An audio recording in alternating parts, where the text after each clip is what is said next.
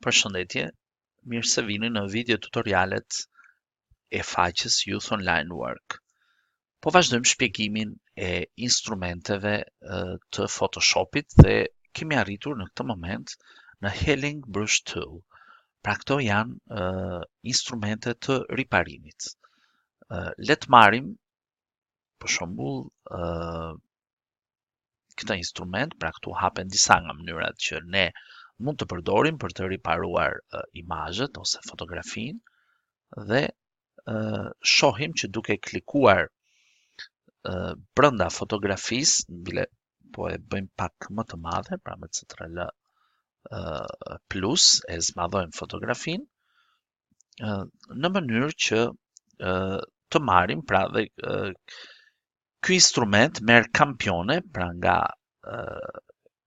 kampione nga zona e përafërt ku ne duam të ndërhyjmë.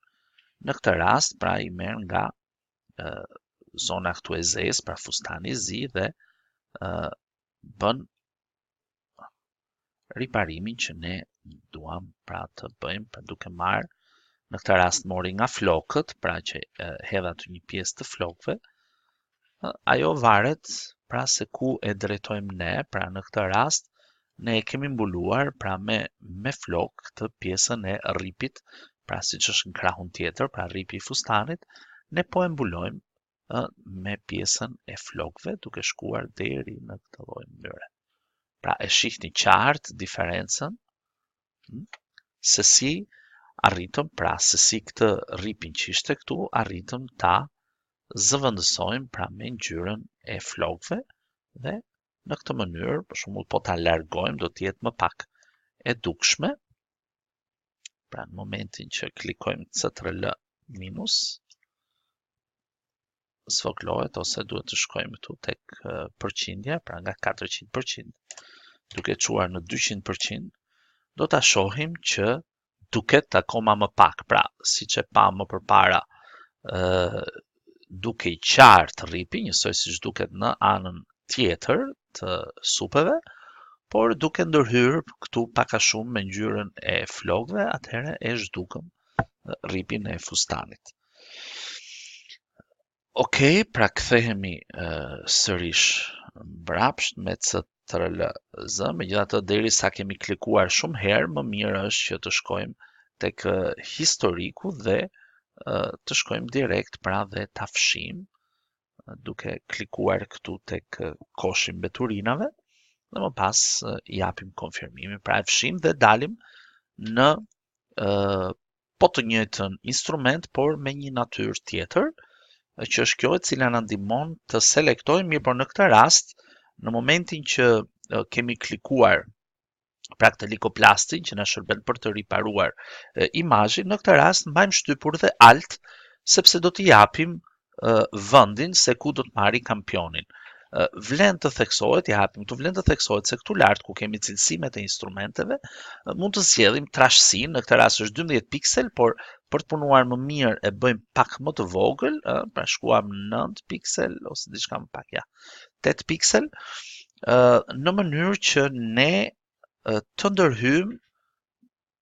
në një zonë sa më të vogël, sepse në këtë lloj mënyre mund të marrim pra kampionin që duam dhe pastaj shkojmë dhe klikojmë mbi rripin e zi, pra të fustanit, duke bërë të njëjtën gjë që bëm përpara dhe pra nëse shohim pak a shumë nga larg, sepse nga afër nuk është e njëjta gjë dhe ne duhet të punojmë me detaje, pra në mënyrë që të jetë sa më e afërt ajo pjesa ku ne klikojmë, vazhdojmë sërish duke marrë alt dhe duke marrë pra këtu që na ka dalë pak më e çelur, atëherë e erësojmë pak sepse e marrim nga më afër. Pra, dhe themi që në momentin që kemi marrë kampione pra të ngjyrë të përafërt, atje shkojmë dhe e kemi eliminuar komplet, pra, por nëse shohim këtu kemi marrë një ngjyrë më të errët, atëherë mund të marrim një ngjyrë këtu që është më e pastër dhe vazhdojmë, klikojmë. Okej, e marrim ngjyrën këtu, pra dhe nëse do të vazhdojmë të klikojmë disa herë, pra do të shohim që ajo do të marri ngjyrën që ne i kemi dhënë më parë me fjalë.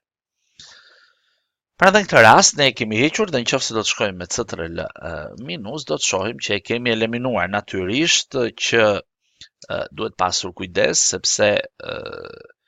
nuk janë instrumente të cilët na lejojnë të punojmë cilësisht, se në këtë rast është e dukshme, por thjesht sa për t'ju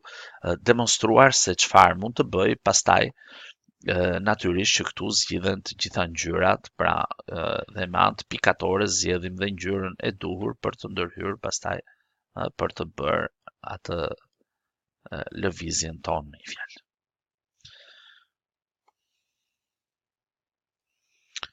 Vazhdojmë sërish përpunimin e imazhit dhe në këtë rast pra përzgjedhim patchtool, e cila na mundson që ne të marrim kampionin, për shembull nga një vend i caktuar, pra. Nëse ne do të bëjmë një, siç kemi provuar të selektojmë më lart, pra nëse kemi zgjedhur